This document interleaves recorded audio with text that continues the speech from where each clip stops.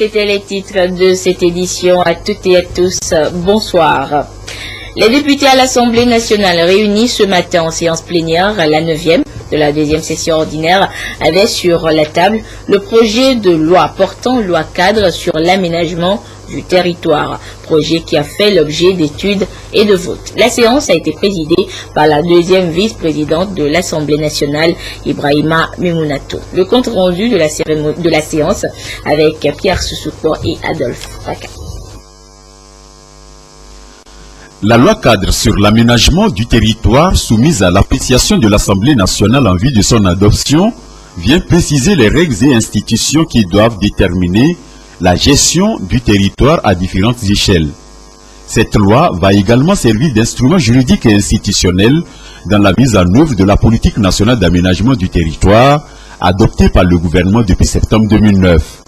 Tous ces éléments pris en compte, on peut dire que le Togo s'est résolument engagé dans l'harmonisation de tous ces textes en matière d'aménagement du territoire.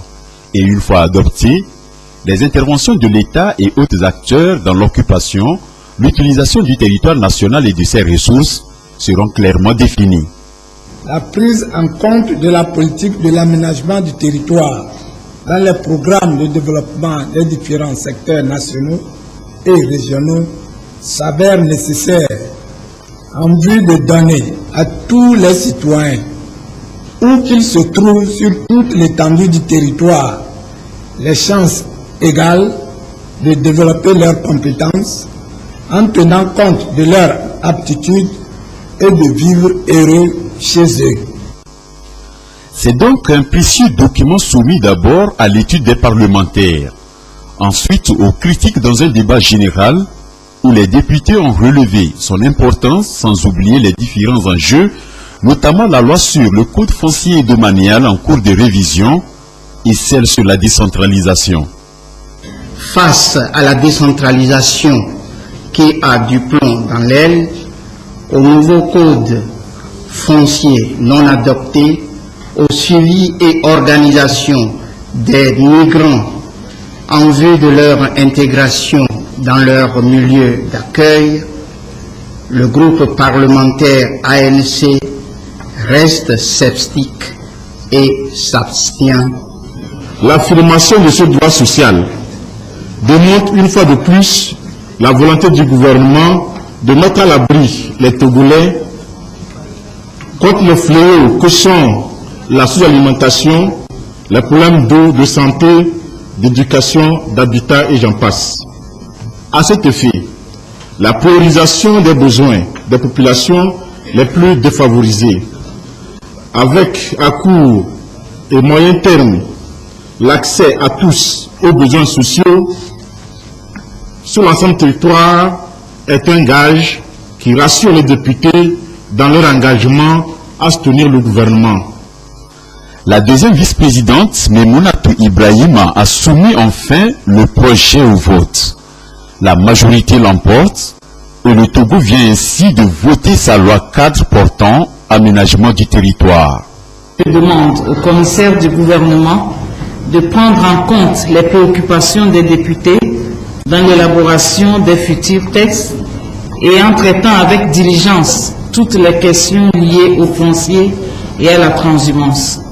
Enfin, j'espère vivement que la mise en œuvre de cette loi permettra une gestion plus efficiente des projets élaborés par le gouvernement et d'autres acteurs, qu'elle permettra un développement plus participatif et plus harmonieux pour le bien de nos populations, à qui je souhaite d'ores et déjà une très bonne et heureuse année 2016. Un beau présent en cette fin d'année selon Memounato que le Parlement offre au peuple togolais qu'il représente, d'autant plus que son objectif principal est de réduire les déséquilibres entre les communautés locales et les régions, donnant ainsi la chance aux Togolais à chaque localité d'avoir accès à un minimum de services sociaux de base. Direction à présent d'Apaon où beaucoup de jeunes et autres personnes ont bénéficié des fonds mis à leur disposition par le PRADEB, puis pour le développement à la base. Sur le terrain, plusieurs réalisations sont enregistrées, comme nous le fait découvrir Désiré Aloï dans ce reportage. Une bergerie qui procure de la joie à son propriétaire à Dapon. Le jeune entrepreneur a bénéficié de 2 millions de francs CFA des fonds du PRADEB, programme d'appui au développement à la base, ceci après une formation initiale. J'ai bénéficié d'un crédit de 2 millions auprès du PRADEB qui m'a permis d'augmenter l'élevage de la pentate et entamer la bouche des bœufs. Donc par l'intermédiaire de cette embouche, j'ai aussi développé notre activité qui est l'achat et le dressage des bœufs de trait pour fournir à la population paysanne les bœufs de trait pour la campagne agricole de chaque année. Je suis en train de construire un abattoir moderne pour l'abattage des bœufs. Ici, c'est un autre exemple de réussite. Avec 1 million de francs CFA, le groupe Mandinga Soso s'est spécialisé dans la production de tomates et d'oignons. Une initiative qui a permis à ses membres de sortir de la précarité. Le programme nous a beaucoup aidé, puisque avec ce programme, nous avons pu étendre notre production. Avant, on était à 0,5. Aujourd'hui, nous sommes déjà à 2 carrés de... Le gouvernement togolais, à travers le programme PRADEB soutenu par la Banque Ouest-Africaine de développement BOAD, contribue à la réduction de la pauvreté. L'appui au développement et à la promotion de l'emploi des jeunes est l'objectif global visé. Franchement, lorsqu'on parle de l'émergence d'un pays, ce n'est pas des actions pareilles qu'on pourra arriver. Et vraiment, moi je suis dans toute la région des Savanes, dans les 5 préfectures de la région des Savanes. Je suis fier de ce qui se passe. Je suis très satisfait, d'autant plus que tous les bénéficiaires de ce programme, que ce soit les JE, les groupements d'intérêt économique, que ce soit les jeunes, ou vraiment au niveau des plateformes, on voit que ça bouge.